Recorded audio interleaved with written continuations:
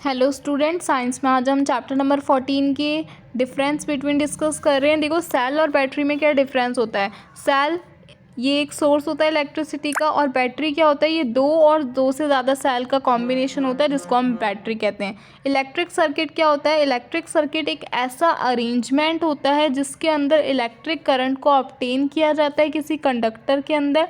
इसमें सेल या बैटरी से वायर्स को जोड़ करके अरेंजमेंट किया जाता है। सर्किट डायग्राम क्या होता है। ये एक इलेक्ट्रिक सर्किट का डायग्राम होता है जिसमें स्टैंडर्ड सिंबल्स का यूज़ करके इस डायग्राम को ड्रॉ करते हैं।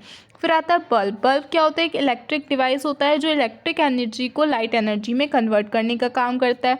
इलेक्ट्रिक हीटर क्या होते हैं। इलेक्ट्रिक हीटर एक इलेक्ट्रिकल डिवाइस है जो इलेक्ट्रिक एनर्जी को हीट एनर्जी में कन्वर्ट करने का काम करता है।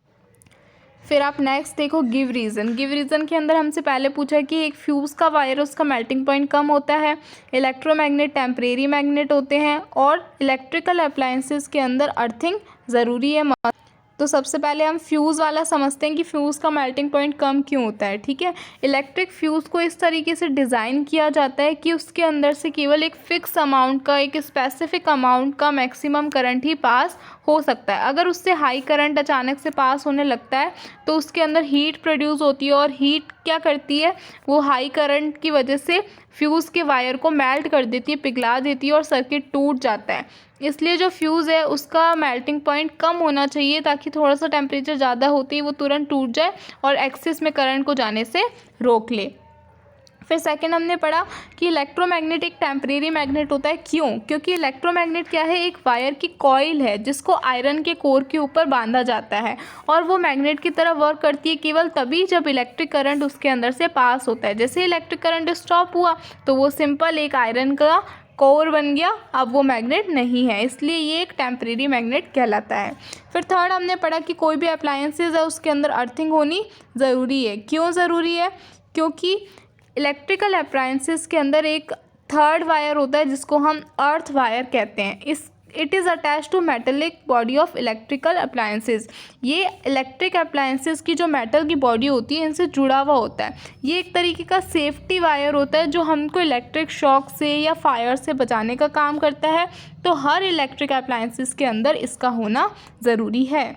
फिर आप फोर्थ नंबर वाला गिव रीज़न देखो कि जो फिलामेंट होता है बल्ब का, उसके अंदर एक टंगस्टन का वायर होता है जिसका रेजिस्टेंस बहुत ज़्यादा होता है। ठीक है, और नेक्स्ट है if out of a source, अगर एक अनब्रोकन पाथ, एक मेटल वायर, इनमें से कुछ भी मिस हो, कोई भी चीज़, एक भी चीज़ इनमें से एब्सेंट हो, तो इलेक्ट्रिक करंट फ्लो नहीं करता सर्किट में। क्यों?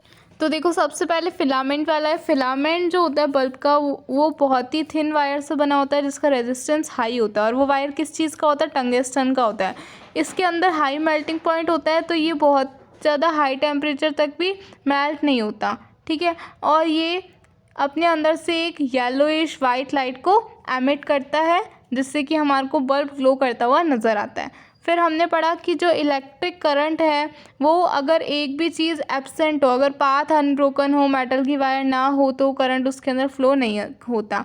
इलेक्ट्रिक करंट क्या है? इलेक्ट्रिक करंट इलेक्ट्रॉन के फ्लो की वजह से होता है। ठीक है, अगर सोर्स ना हो या कहीं से पाथ ब्रोकन हो, है ना, तब करंट फ्लो नहीं करता। और अगर अनब्रोकन पाथ हो, पूरा पाथ एकदम अच्छे से है, मेटल की वायर भी है, तो फिर करंट अच्छे से फ्लो कर पाएगा। लेकिन अगर एक भी चीज़ इनमें से मिस हो रही है तो करंट का जो पाथ है वो ओपन हो जाएगा और करंट जो है वो सर्किट के अंदर फ्लो नहीं हो पाएगा। तो आज आप इसके डिफरेंस बिटवीन और गिव रीजंस को लर्न करेंगे और कॉपी में भी करेंगे। Thank you.